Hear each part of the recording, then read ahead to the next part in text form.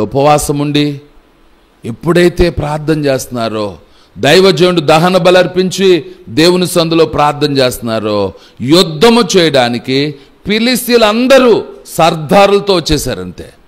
అప్పుడు అంటండి, దేవుడు ఆకాశము నుండి ఉరుములు మెరుపులు పుట్టించి వాళ్ళని తారుమారు చేశాడు. కనుక ఇశ్రాయేలీయుల చేతిలో ఓడిపోయారు. ఆమేన్. చూడండి, శత్రువుని జయించిందే మన విజయము, విశ్వాసము.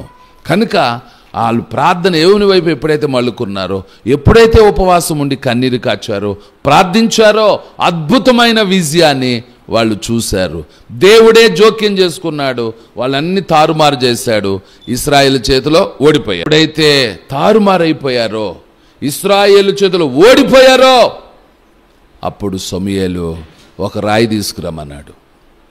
దాన్ని భూమిలో పాతాడు. ఆ రాయికి పేరు పెట్టాడు ఎబెనెజరు. అంటే ఇది సహాయపు రాయ, ఇది సహాయపు రాయ అని పేరు పెట్టాడు. అప్పటి నుండి ఫిలిష్తీయులకు భయం. ఎవరంటే? ఇశ్రాయేల్ అంటే. ఎవరండి? ఇశ్రాయేల్ అంటే భయం. దేవుని ప్రజలంటే భయపడ్డారు. నిజమే, నీ మీదకి వచ్చిన శత్రువు సాతాను కావచ్చు, శారీర రోగంగా రావచ్చు, ఆపదలు కావచ్చు, పేదరికం కావచ్చు, దారిద్రతగా ఉండొచ్చు, అపాయాలుగా శత్రువుగా కనబడచ్చు.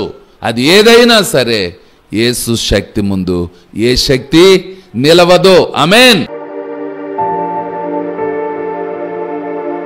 ప్రేమ కలిగిన మా ప్రియ ప్రిలోకపు తండ్రి, స్తోత్రాలు. మేము బలహీనులమైన మీరు బలవంతులు నాయన.